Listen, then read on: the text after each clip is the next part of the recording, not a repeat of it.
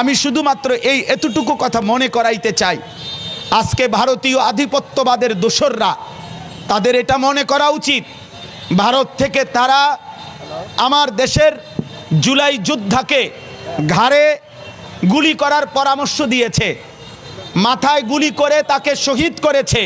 বাংলাদেশের জনসংখ্যা কম হতে পারে, তোদের ভারতের জনসংখ্যা বেশি হতে পারে, কিন্তু রব্বে কাবার কসম, আমার বাংলার 18 কোটি জনতা জীবন দিতে যতটা পছন্দ করে, তোরা বাঁচতে যতটা চাস বেটা। অতএব শহীদ শরীফ ওসমান হাদির নিজের লেখা একটা কবিতা আছে, আমায় ছিঁড়ে খাও হে শকুন। সেই কবিতা শহীদ শরীফ ওসমান হাদি নিজেই আবৃত্তি করেছিল।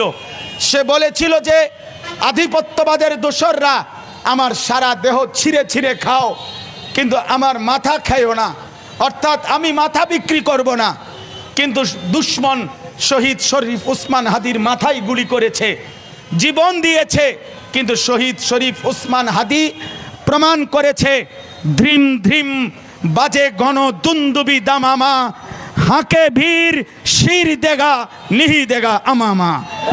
অতএব আজকে ইনশাআল্লাহ এই জমিনে আমরাও আল্লাহর কসম করে বলি, 18 কোটি জনগণের পবিত্র শিরায় 1 ফোঁটা রক্ত থাকতে আমার মাতৃভূমির 1 ইঞ্চি জমিন ভারতের বেঈমান তোরা নিতে পারবি না।